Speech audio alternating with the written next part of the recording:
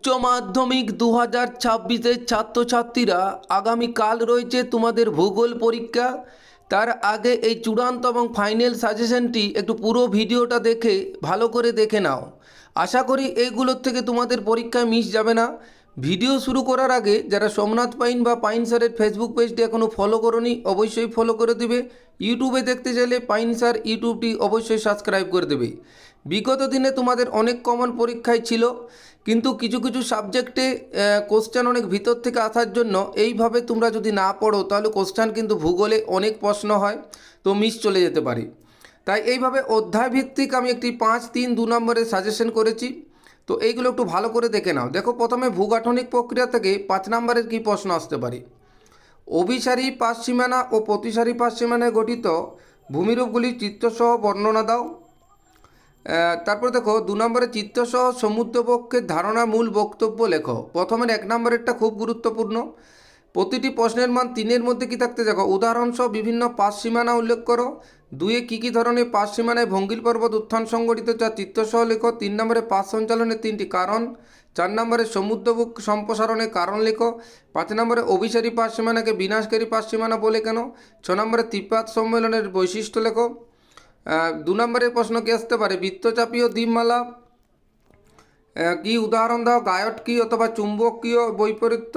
3 hotspot, Benioff zone, সীমন রেখা, পরিচলন শোধ 2 নম্বরে। এবারে ভূমিরূপ গঠন প্রক্রিয়া থেকে 5 নম্বরে কী আসতে পারে দেখো, নদীর ক্ষয় অথবা সঞ্চয় খুব গুরুত্বপূর্ণ। সমুদ্র তরঙ্গের ক্ষয় এবং সঞ্চয় কার্য সবথেকে বেশি চান্স আছে এটাই আসার। বায়ুর ক্ষয় এবং সঞ্চয় কার্য। 3 নম্বরের প্রশ্ন কী আসতে পারে এখানে, সব নদীর মোহনায় বদ্বীপ গড়ে ওঠে না কেন অথবা বদ্বীপ সৃষ্টির কারণ। অনুদৈর্ঘ্য বালিয়াড়ি তির্যক বালিয়াড়ির পার্থক্য। হিমবাহ জলধারার মিলিত কার্যের ফলে গঠিত ভূমিরূপ। ইয়ারদাং জুইগেনের পার্থক্য। প্রপাতকূপ মন্থকূপ। উপকূল তটভূমির মধ্যে পার্থক্য। রিয়া উপকূল ফিওর উপকূল। সমুদ্র স্রোত ও সমুদ্র তরঙ্গের পার্থক্য। গঠনকারী বিনাশকারী তরঙ্গ। স্ট্যাক স্ট্যাম। জলপ্রপাত সৃষ্টির কারণ। মরুভূমি অঞ্চলে বায়ুর কাজের প্রাধান্য দেখা যায় কেন। পেডিমেন্ট ও বাজাদার পার্থক্য। 2 নম্বরের কী আসতে পারে দেখো, জলবিভাজিকা ও পুনর্ভবা নদী ষষ্ঠঘাতের সূত্র। শুষ্ক জলবায়ঞ্চলে ক্যানিয়নের সৃষ্টি হয় কেন। জলপ্রপাতের পশ্চাৎ অপসারণ। অশ্বক্ষুরাকৃতি হ্রদ, নিক পয়েন্ট, উর্মিভঙ্গ, বার্ম। 4 নম্বরে সমুদ্র ভিগু, জিও, টম্বল ও লোয়েস বারখান। 5 নম্বরে ইনসেলবার্জ, প্লায়া, ওয়াদি, এসকার, কেম। ক্ষয়চক্রের থেকে তোকে কী আসতে পারে 5 নম্বরে, ডেভিস বর্ণিত স্বাভাবিক ক্ষয়চক্রের ধারণা।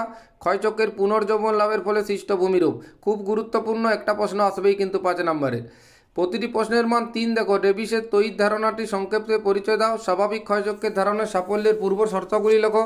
নিক পয়েন্টে জলপ্রপাত সৃষ্টি হয় কেন। 2 নম্বরের প্রশ্ন এখান থেকে দেখো, ক্ষয়ের শেষ সীমা, পর্যায়িত নদী, অনুগামী নদী, মোনাটনক,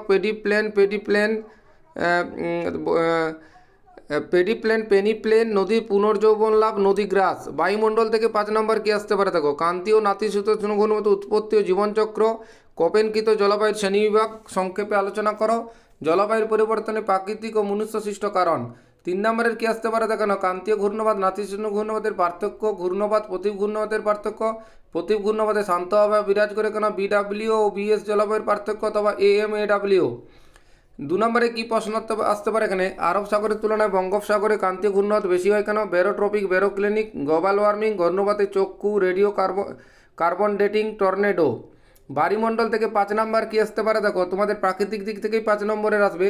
সমুদ্র স্রোত সৃষ্টির কারণ, বিশ্বব্যাপী সমুদ্র স্রোতের প্রভাব, চিত্রসহ বায়ু প্রভাব, ত্রিকোষীয় মডেল।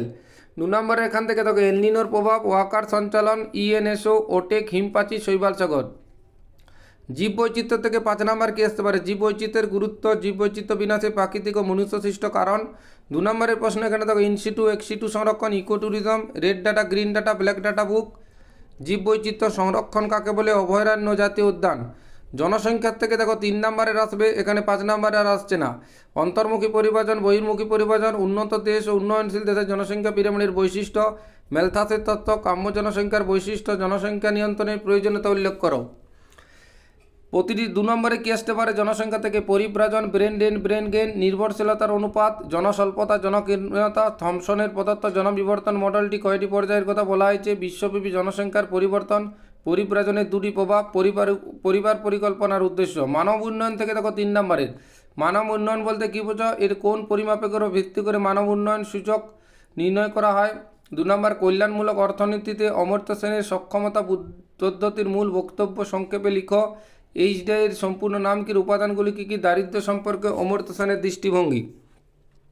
2 নম্বরের কি আসতে পারে, হিউম্যান পভার্টি ইন্ডেক্স, মানব উন্নয়ন, অমর্ত্য সেনের সামর্থ্য পদ্ধতি কী, মানব উন্নয়ন সূচক ও দারিদ্র্য সূচকের পার্থক্য। 4 কোনো দেশে শিক্ষার হার মানব দারিদ্র্য সূচককে কীভাবে নিয়ন্ত্রণ করে, সামাজিক ন্যায় বিচার কী, কল্যাণমূলক অর্থনীতির উদ্দেশ্য, ভারতের শিল্প থেকে তখন শিল্প স্থাপনে অনুকূল পরিবেশ।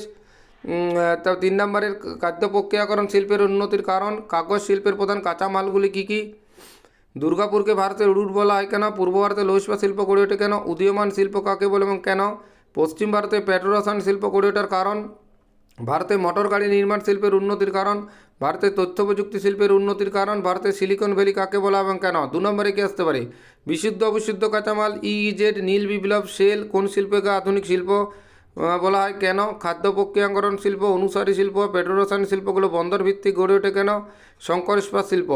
জনবসতির থেকে 2 নম্বর, পৌরবসতির সংখ্যা, স্থিতিশীল উন্নয়ন, মেগাসিটি, হ্যামলেট, মহানগর, পৌরপুঞ্জ, সিবিডি। বিক্ষিপ্ত জনবসতির গড়ে ওঠার কারণ, আর্দ্রবিন্দু বসতি কাকে বলে। 6 দেখো, ভূমি ব্যবহারের সমস্যা দূরীকরণের 2টি উপায়, অনুর্বর জমি ও পতিত জমি। নির্বাচিত সমস্যা বিষয়সমূহ, সর্বশেষ চ্যাপ্টার তোমাদের, জঙ্গলমহলে ভূমি অবনমন রোধে কী কী ব্যবস্থা গ্রহণ করা হয়েছে, গঙ্গা অ্যাকশন প্ল্যান, গঙ্গা দূষণ কীভাবে জলজ বাস্তুতন্ত্রকে বিপদের মুখে ফেলেছে তা উদাহরণসহ লেখো, গঙ্গা দূষণ প্রতিরোধ, শীতকালে দিল্লিতে বায়ু দূষণের প্রভাব এবং প্রতিরোধ, মানবদেহে আর্সেনিকের দূষণের প্রভাব, মানুষ ও বন্যপ্রাণী দ্বন্দ্ব। এছাড়া দেখো কলকাতায় বায়ু দূষণের 2টি কারণ, ধোঁয়াশা বলতে কী বুঝো, সুন্দরবন ও ডুয়ার্স অঞ্চলে বন্যপ্রাণী ও মানুষের মধ্যে সংঘাত এড়ানোর জন্য 2টি ব্যবস্থাপনা লেখো, পশ্চিমবঙ্গে দক্ষিণের জেলাগুলিতে আর্সেনিক দূষণের পরিমাণ অধিক কেন। এই দেখো মনে হবে যে অনেক প্রশ্ন দিলাম, কিন্তু ভূগোলে তোমরা যদি এইভাবে প্রশ্ন না করো তাহলে কিন্তু কমন পাওয়া খুব জটিল। আমি যে প্রশ্নগুলো দিয়েছি এর বাইরে আশা করি তোমাদের পড়বে না, একদম এইগুলো শেষ মুহূর্তে একটু দেখে যাও, অবশ্যই তোমাদের ভালো পরীক্ষা হবে আগামীকালকের পরীক্ষা। ধন্যবাদ।